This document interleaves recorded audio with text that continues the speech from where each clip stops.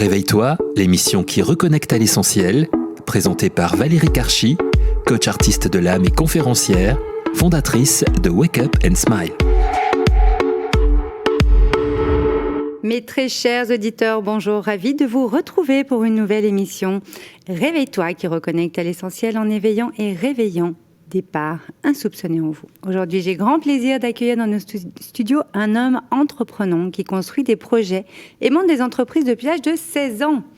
Conférencier passionné, il accompagne des étudiants dans leur entrée sur le marché du travail. Depuis 2016, il élabore une alternative humaine et chaleureuse au modèle classique des maisons de retraite. Il nous fait l'honneur de venir nous présenter son ouvrage « Faut-il du courage pour être soi ?» Question prépondérante de nos jours. Bienvenue, Paul-Alexis Racine-Jourdraine. Bonjour. Alors, je montre à l'écran tout de suite, pour ceux qui regardent la vidéo, le livre qui est magnifique. Merci de venir nous le présenter, Paul-Alexis. Alors, on va commencer par la question rituelle de notre émission. Quel a été ton plus beau réveil ? Alors, j'ai un souvenir qui vient là, qui émerge tout d'un coup. C'est un lever de soleil à Bagan, en Birmanie. Il était 4 heures du matin, j'étais tout seul sur un site historique où il y avait des milliers de petits temples. C'est un site qui s'étend sur 42 hectares. Wow. Et il y avait l'Irrawaddy, un fleuve qui descend de Chine et qui va se jeter dans le golfe du Bengale, avec quelques nuées de vapeur d'eau et qui slalomait entre les différents temples et les arbres. Et j'étais tout en haut. Alors c'était interdit, normalement je n'avais pas le droit d'y aller, mais j'ai un peu bravé l'interdit. Et je me suis retrouvé tout en haut d'un petit temple pour justement admirer le réveil et le lever du soleil. Et c'est un souvenir qui m'est resté. Et c'est sans doute un de mes plus beaux souvenirs de voyage d'ailleurs. T'as ressenti quoi à ce moment-là ? Une plénitude entière. Et tout d'un coup est apparu l'ensemble des personnes pour qui j'avais une profonde affection. Et je me les imaginais autour de moi. Et ça a été un moment vraiment exquis et absolument délicieux. On est avec toi, c'est magnifique. Alors aujourd'hui, on va parler d'une vertu aux multiples facettes qui est valorisée depuis des siècles, bien entendu, qui est centrale dans notre société. Je pense qu'on a bien fait de te faire venir en studio aujourd'hui parce que le courage, on en a tous besoin en ce moment. Alors c'est quoi le courage, Paul-Alexis ? Alors le courage, c'est totalement protéiforme. Il y a plein de facettes au courage. Mais si on veut essayer de donner une définition primaire, je pense qu'il faut déjà parler du courage pour soi et du courage pour les autres. Il y a un courage qui est transcendantal, c'est celui qui va nous permettre l'éventualité de grandes actions et aussi pour les autres.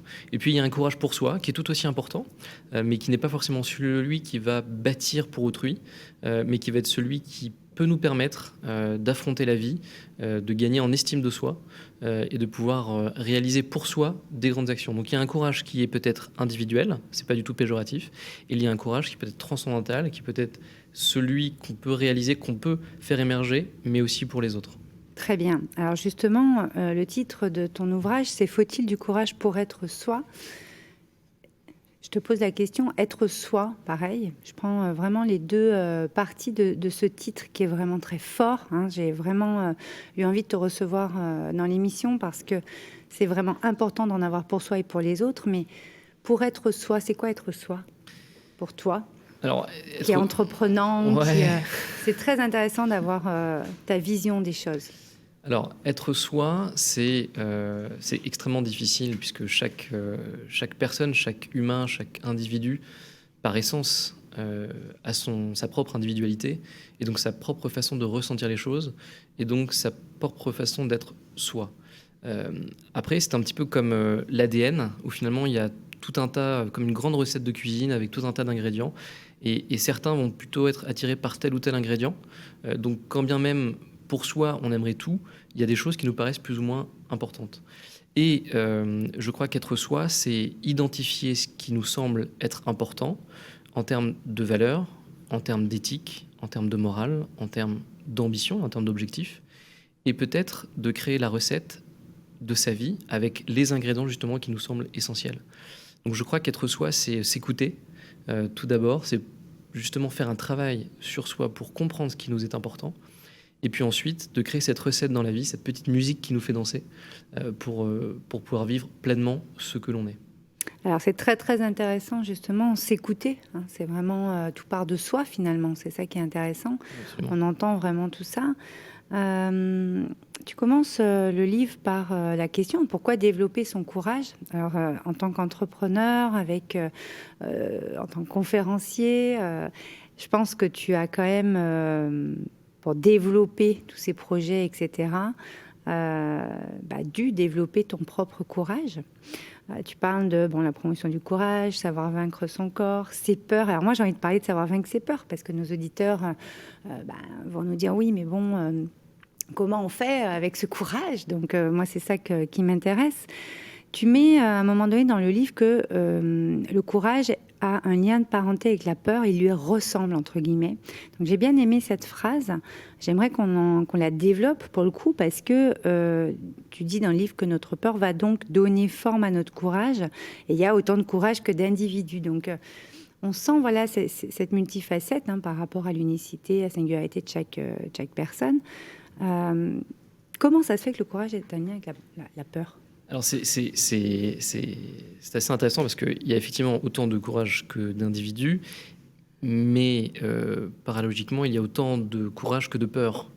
C'est-à-dire que comme l'individu est protéiforme et complètement différent de son prochain, toutes les peurs sont individuelles.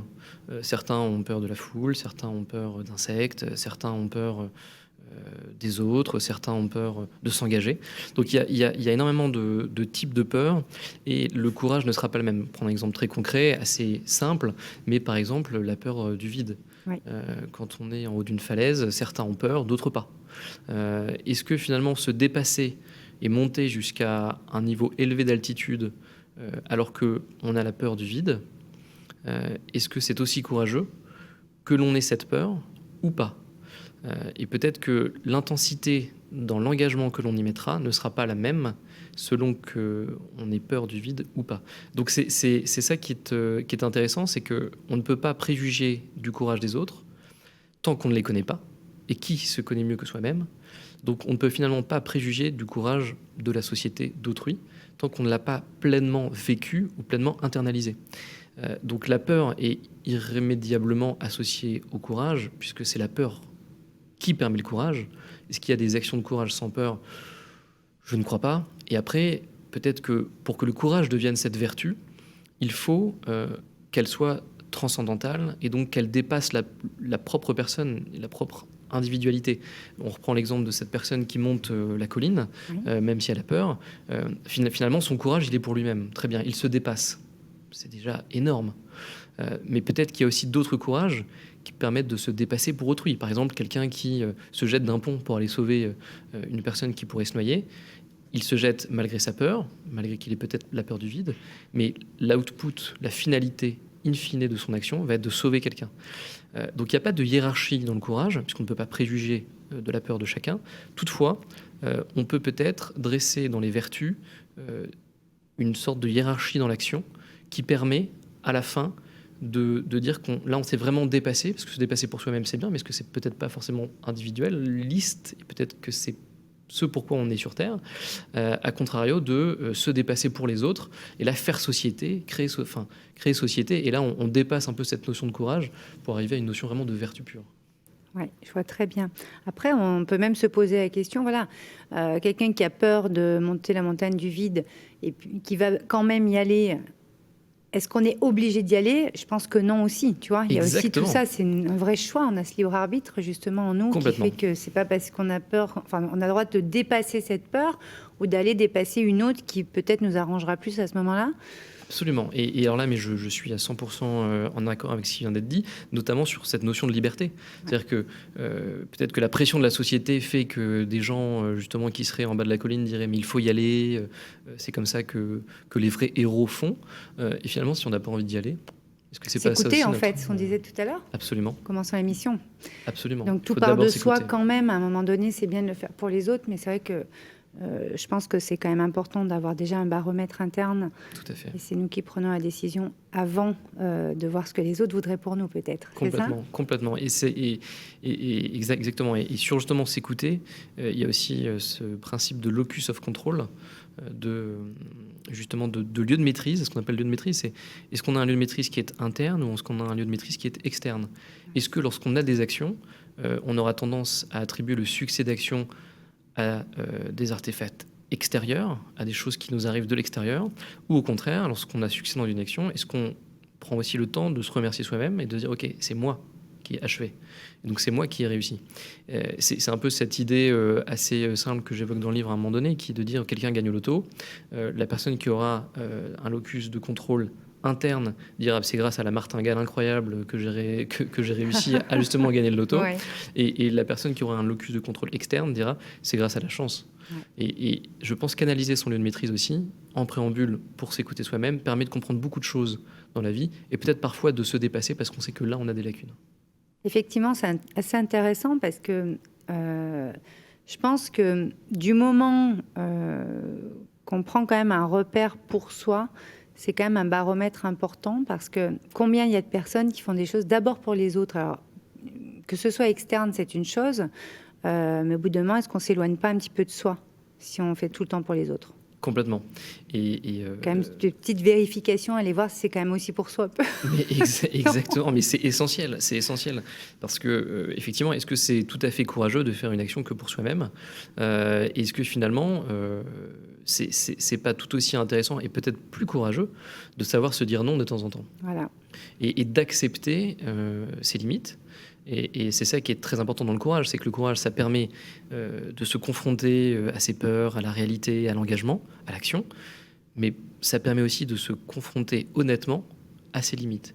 Et donc, c'est ce que j'essaye aussi d'apporter dans ce livre, c'est-à-dire on a tous des limites, nous sommes humains. C'est Terence qui disait « je suis homme », et donc tout ce qui est humain ne m'est pas étranger. Mais donc on a nos limites humaines, et à un moment donné, les accepter, c'est tout aussi courageux que d'essayer de se dépasser et finalement de se pourrir la santé, par exemple. Carrément d'accord. Pour l'avoir vécu, je peux confirmer. Donc, on est bien d'accord. Alors, ce qui est intéressant également, tu parles d'estime de soi, tu parles de respect. Pareil, j'ai noté une petite phrase, l'éventualité des grandes actions. Donc, tu cites Platon qui recommande un entraînement quotidien au courage. Alors, effectivement, moi, dans un de mes programmes, j'incite les personnes à oser une chose par jour. Donc, je pense qu'on est un petit peu là-dessus. C'est assez intéressant pour s'habituer justement à se dépasser à petite à grande échelle, mais en tout cas, de jouer comme ça avec le dépassement de soi, avec le courage, je pense que la vie est un jeu quand même à un moment donné. Exactement, et puis alors, moi je crois qu'on peut s'exercer au courage. Je crois qu'on peut s'exercer au courage et je crois que se mettre en danger, alors tout est relatif dans le mot danger, mais se mettre en danger peut-être une fois par jour en choisissant une action, en disant volontairement je me mets en danger, je vais vaincre une petite phobie, peut-être que effectivement ça nous permettra d'être plus courageux le jour où l'éventualité d'une grande action se présentera et on sera entraîné entre guillemets, un petit peu comme le muscle peut s'entraîner. Peut-être que le courage est aussi un muscle que l'on peut entraîner. Oui, je pense aussi, je suis d'accord avec toi, et justement en s'écoutant et en respectant surtout, parce que le respect, t'en parle, bon, on va peut-être pas aborder tous les sujets, enfin, le livre est vraiment top, je vous mettrai le lien bien entendu en descriptif, mais le respect, par exemple, le respect de soi, pouvoir s'accepter comme on est et être dans un respect profond de ce qu'on décide pour soi. Tout à l'heure, tu parlais de savoir dire non.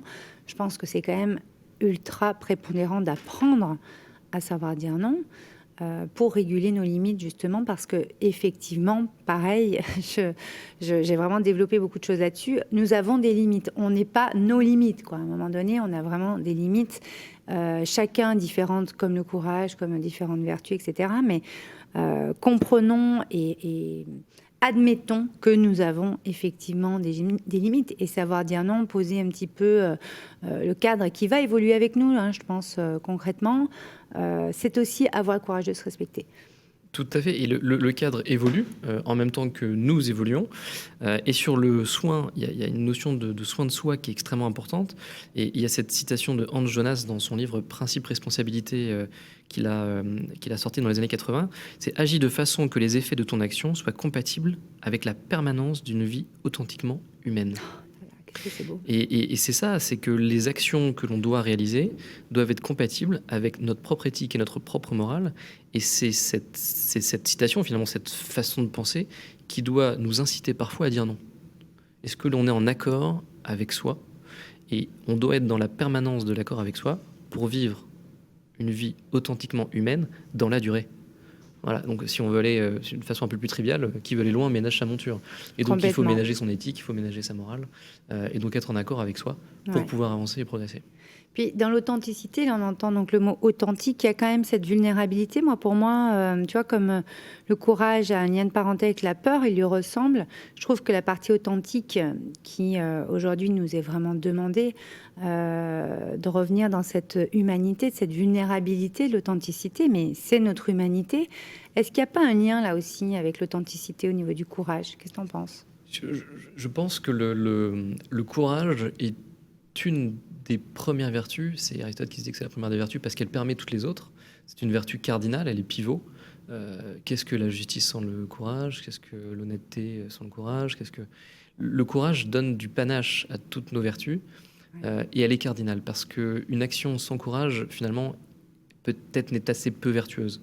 Après, ça va dépendre. Alors là, il y a débat. Voilà, il y a débat, je suis d'accord. Mais c'est assez intéressant. Mais voilà, je crois que le courage permet, alors tout n'est pas panache, tout n'est pas forcément courage, mais le courage permet peut-être cette petite cerise sur le gâteau qui fait qu'on se regarde et qu'on peut être fier de nous, et justement un moteur supplémentaire pour la suite. Voilà, on sent le dépassement de soi, donc on sent notre zone, qu'on dépasse notre zone de confort et qu'on rentre dans des zones comme ça un petit peu inconnues. Exactement. Qui font l'adrénaline de notre vie. Le pétillant de la vie, le sel de la vie. Voilà. Exactement. Alors, on va poser une question quand même prépondérante que tout le monde se pose. Je pense comment s'y prendre, parce que pour faire un projet de vie devenir meilleur, c'est le titre du chapitre 1. Pourquoi on développe son courage? Comment on s'y prend? Le comment est une question prépondérante, et je pense que le comment a vraiment... tu parlais de pivot tout à l'heure. Je pense qu'on bascule et on arrive à faire pivot justement avec courage, parce que comment s'y prendre? Je pense que si on y met des doses du courage, ça va être quand même différent suivant chacun pour le coup. Tout à fait. Et alors c'est très très difficile de donner un manuel du courage. Je crois que c'est même voilà, on est d'accord. Je crois que c'est complètement impossible. C'est multifacette. On en parlait en début d'émission. C'est multifacette. Et puis ça dépendra de l'histoire de chacun. Ça dépendra de tout un tas de facteurs. Voilà. Par contre, il y a peut-être des petites briques à poser et qui nous permettent pas forcément d'assurer d'être courageux soi-même, mais peut-être de poser des jalons et une base solide, et notamment quelque chose qui est assez trivial mais qui est très important, c'est on sait que l'habitude nous rend aveugles du quotidien. Est-ce que sortir de nos habitudes, sortir de nos certitudes, parfois ça ne nous fait pas du bien? Est-ce qu'il ne faut pas avoir un peu de courage pour se confronter à d'autres idéologies, à d'autres spiritualités, à d'autres visions politiques, à d'autres visions sociétales? Est-ce que ça ne nécessite pas de faire un petit pas de côté, de prendre sur soi? Et peut-être que prendre sur soi, c'est déjà le début du courage, pour justement essayer de comprendre en quoi les autres ne sont pas si agressifs, ne sont pas si durs, ne sont pas si finalement de façon triviale méchants. En quoi justement on peut nous adapter notre façon de penser, parce que peut-être que ça vient de là aussi. Moi je crois beaucoup à la difficulté de la sédentarité intellectuelle. On sait que la sédentarité a un impact sur la santé. Complètement. Et je crois que la sédentarité intellectuelle peut aussi avoir un impact sur notre façon de voir le monde, sur notre façon de voir les choses, et donc sur l'éventualité d'avoir ou pas du courage. Oui. Donc se remettre en question, ça me paraît essentiel. Aller se confronter à des lectures auxquelles on ne se confronte pas forcément. Pas forcément aller commencer à lire à la recherche du temps perdu tout de suite, mais peut-être aller voir des médias qui ont des idées différentes des nôtres, aller dialoguer avec des personnes qui ont des religions différentes des nôtres, réussir à se mettre en risque, et à faire un pas de côté intellectuellement pour sortir de cette sédentarité on change de perspective, c'est ça? Exactement. C'est un peu comme si on ouvrait ses œillères. C'est ça. On voit des choses qu'on ne voyait pas avant, quoi. Exactement. Exactement. C'est tout à fait ça. Et on peut faire l'analogie avec justement la course et l'équitation.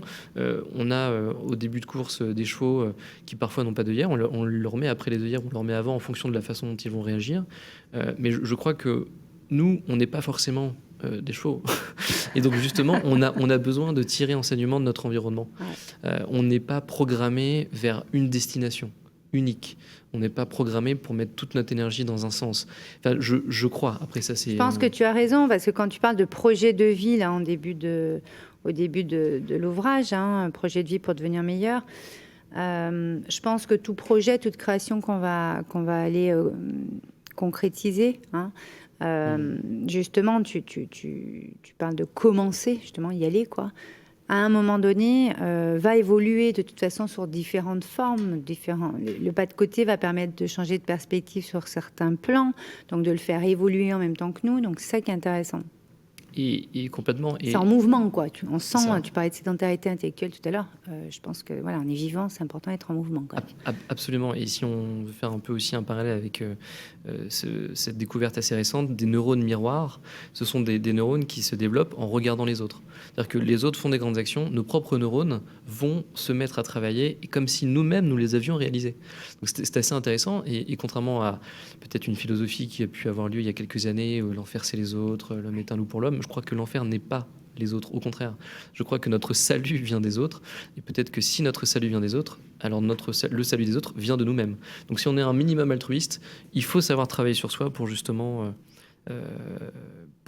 pouvoir apporter aux autres. Et c'est ce que Michel Foucault appelle la théorie du soin de soi, qui est peut-être une des priorités à avoir, notamment si on veut prendre soin de la cité. Qui pourra prendre soin de la cité s'il ne prend pas soin de lui-même?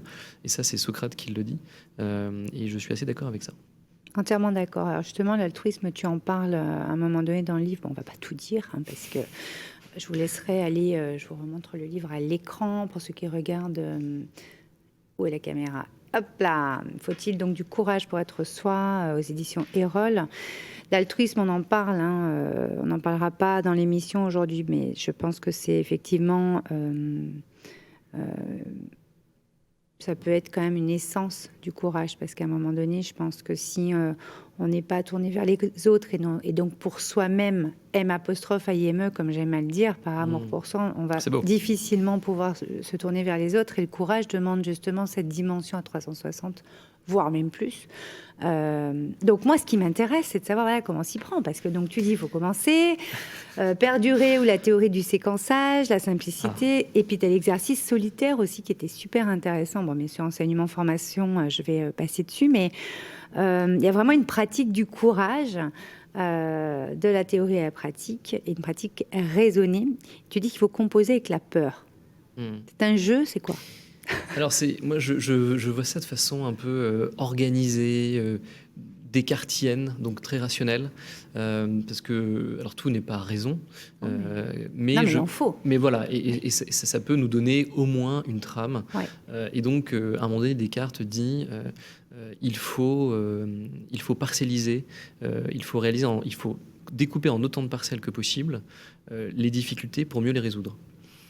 Et je crois que finalement, le courage et la peur, si on prend du recul et on prend du champ par rapport à un objet qui est le symbole de notre peur, si finalement on analyse et on séquence chaque petit pas, et c'est pareil pour atteindre un objectif. Oui, mais c'est complètement ça. Pouvoir séquencer et faire, essayer de lister, poser, et de se dire que finalement l'action A mènera à l'action B, mènera à l'action C. C'est les marathons. Un plan d'action un peu. Absolument. Et les marathons commencent par un pas. Et donc il y a bien un premier pas, puis un deuxième, puis un troisième. Et si tout de suite on se dit waouh, j'ai encore une quarantaine de kilomètres devant moi, finalement on peut avoir sur les épaules un poids assez difficile à surmonter. Mais si on se dit finalement la prochaine étape c'est le prochain pas, et ben dans ces cas-là on y arrivera plus facilement. Et donc ce travestissement de la théorie descartienne en théorie du séquençage que j'explique dans le livre, c'est de se dire prenons les objets de notre peur et séquençons-les, divisons-les en autant de parcelles qu'il soit nécessaire de réaliser pour mieux les résoudre. Et je pense que, alors ça marche évidemment pas pour des phobies pathologiques ou ce genre de choses, mais pour atteindre nos objectifs, pour se dépasser, c'est aussi peut-être une première méthode.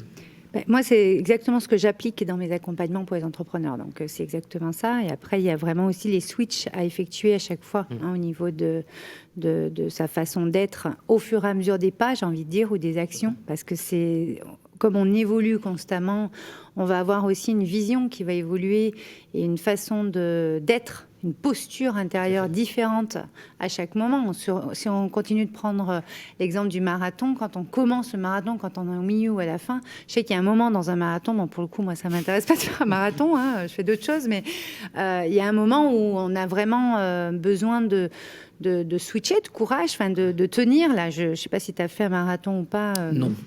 toi, Paul Alexis, mais moi, tous les amis qui en ont fait me disent que c'est vrai qu'il y a toujours le même moment. Là, alors, je crois qu'on est aux 2/3, ou je ne sais plus, tu sais. Le mur. Le mur, voilà. Ouais, ce qu'on appelle le qu'ils mur. l'appellent.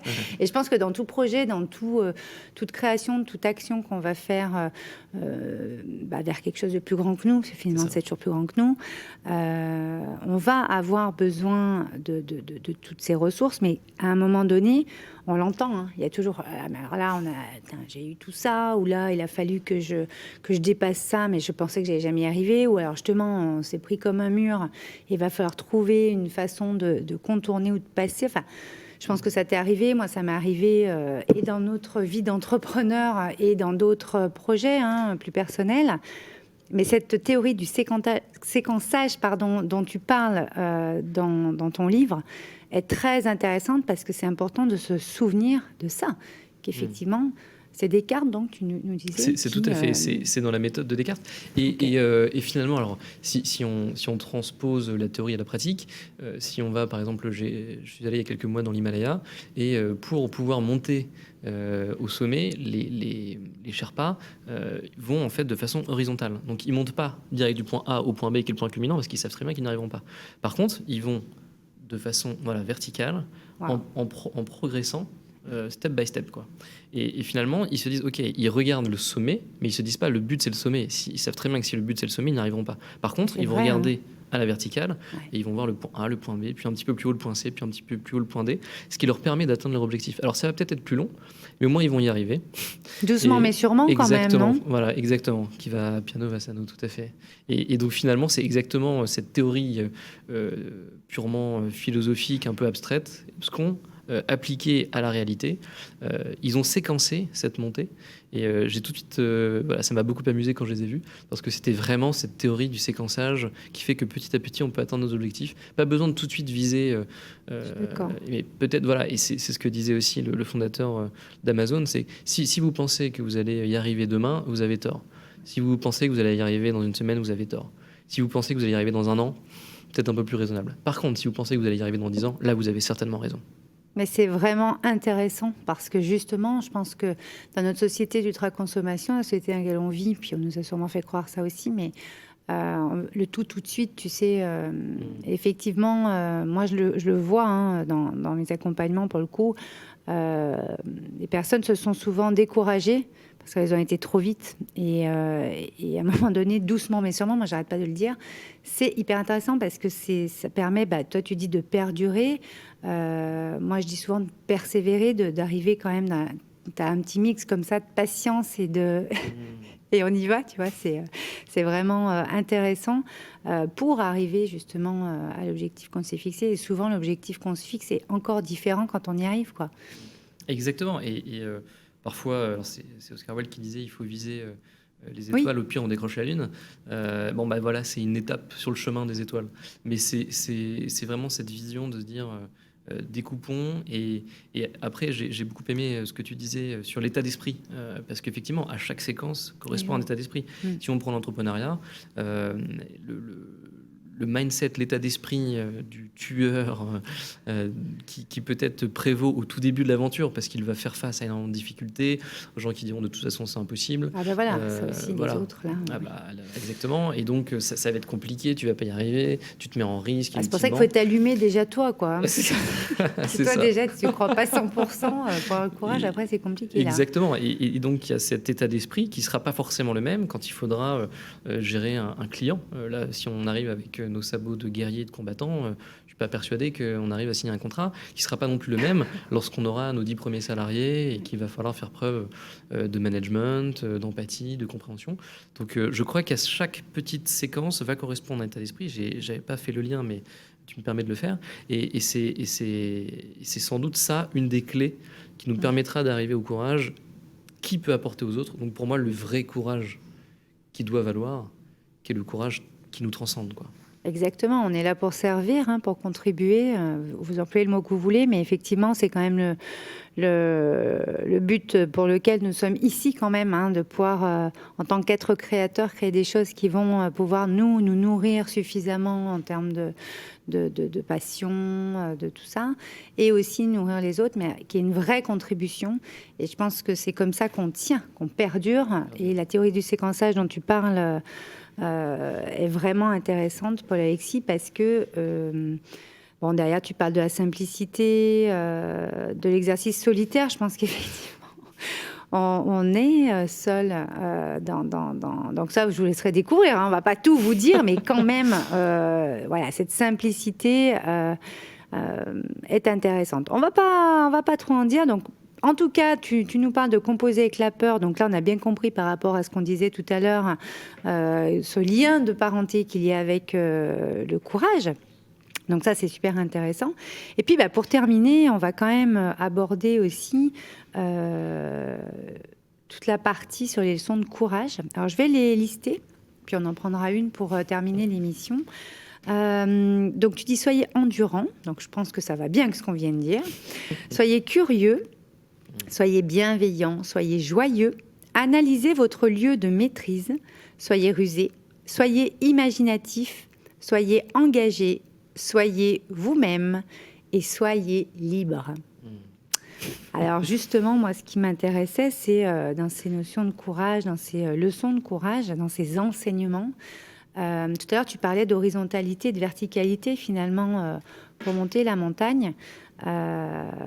Moi, je trouve que justement, toutes ces leçons, ces enseignements dont tu parles, on sent l'horizontalité à des moments, et puis des fois la verticalité où il faut vraiment, on sent la connexion tertielle, là, le truc qui est quand même puissant, parce que pour être soi, comme on disait en début d'émission, je vais quand même faire un petit peu le tour. Faut-il du courage pour être soi ? Ça va être important, je pense, de mettre les ingrédients, de remuer, mais tu sais, il y a tout un équilibre à trouver qui, comme on en parlait il y a 2 secondes, va changer en fonction de notre état d'être à ce moment-là. Qu'est-ce que tu en penses ? Ça me fait penser à une phrase, une maxime que j'aime beaucoup, c'est « Je ne connais rien de plus optimiste que la capacité de l'homme à s'élever par un effort constant ». Et l'effort constant, c'est justement cette verticalité que l'on peut trouver dans les différents éléments que tu viens de préciser. Mais pour moi, le seul but qui vaut, c'est peut-être de s'élever par un effort constant.